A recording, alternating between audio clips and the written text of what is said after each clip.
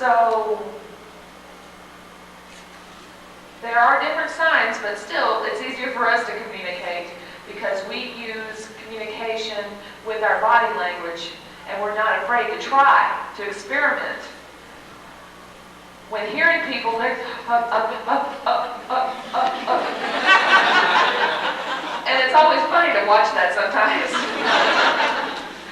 I find it easier to communicate with hearing Spanish people because they're not afraid. You know, they're, hey, hey, hey. Yeah. So, really, I communicate fine with them.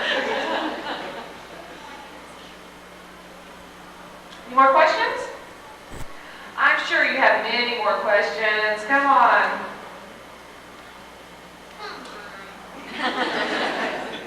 Do you have a question?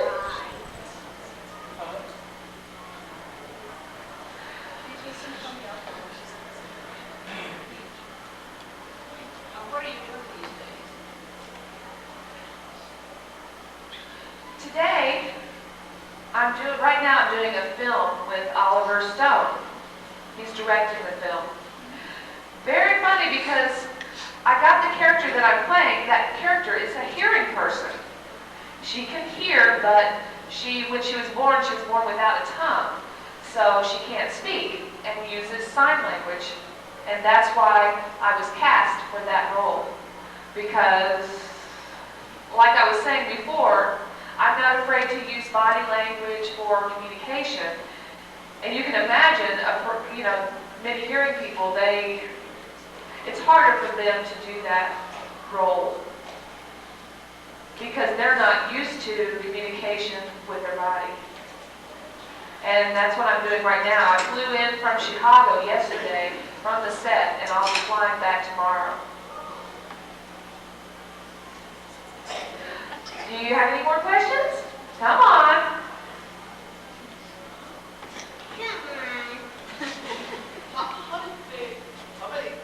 How did you start in TV?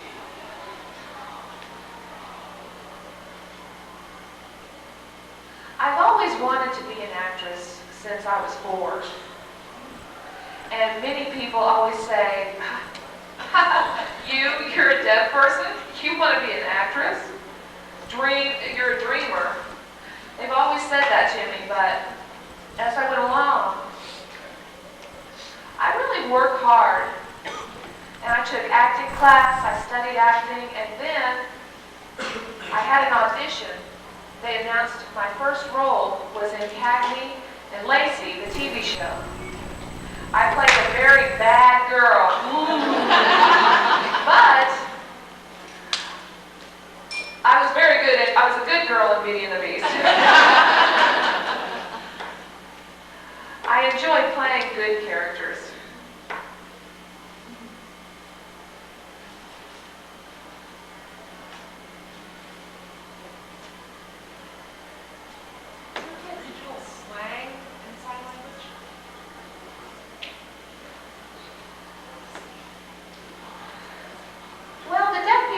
Have slang. Yes, that's true. We have slang around ourselves, but we don't really use that when we talk with hearing people, unless those hearing people are from deaf families. And then we are more comfortable to speak our native language.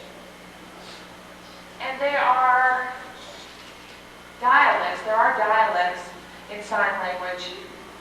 Each town has their own dialect. Texas people have different signs. For example, watch. The normal sign is to watch something with your eyes. But in Texas, they use a different sign. It's this. Or this. They have different signs. Yes? Are you the one who taught Ronco sign language?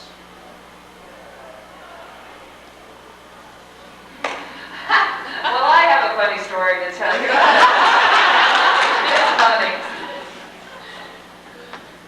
At first, the first time when I met him, Ron Perlman, there was a teacher there who had already taught him some signs. he was a hearing person, and he had taught him English signs. And I was like, what? Wait a minute. What is that?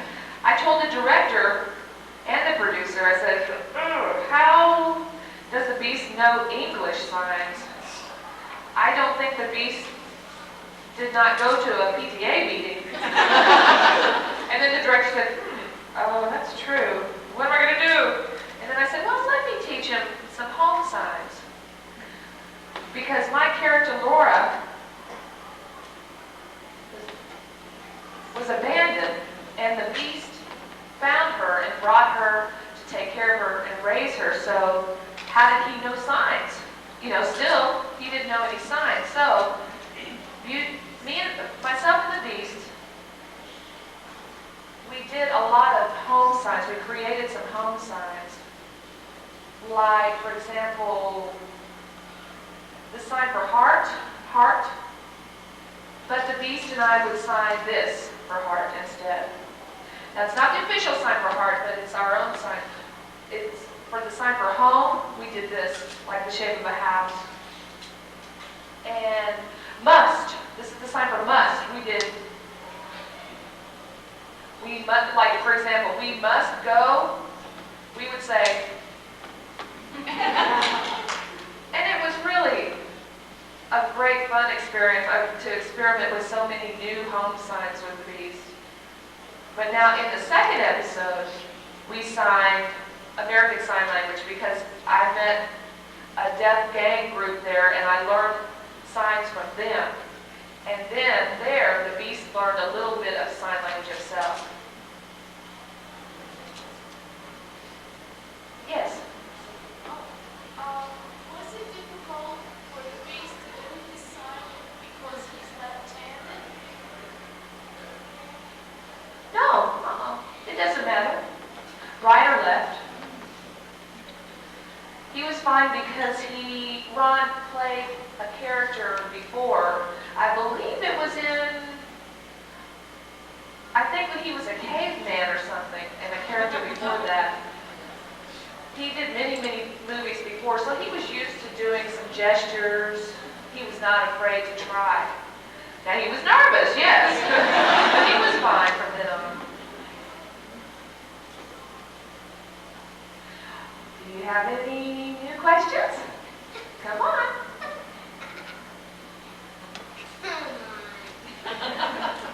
Yes. I just broke my arm, and I'm wondering what you would do if you broke your arm.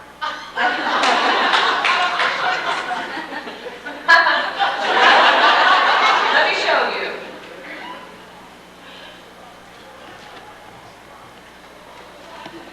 Okay. Many times it happens this way. See, I can still sign, see? I'm doing fine, you see? It's easy. It's not hard. So if you break your arm, there are many deaf people who have lost their hands or maybe a finger or something, and they still can sign. Now if you lost both arms, you have to use your facial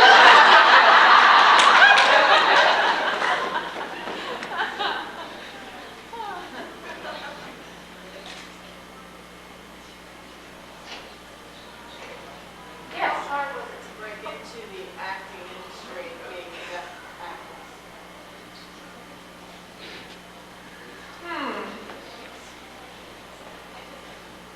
I think it's very difficult. It's harder for me because of my deafness. There are many people there that think, oh, a deaf person, oh, how could we use her? And many people, they don't really know how to be creative with a deaf person, how they can involve a deaf person into a character. But like Oliver Stone, he was very open-minded. He saw that a deaf actor has qualities that they can offer to the character that a hearing actor just couldn't possibly. And so he picked a deaf actress to do that character.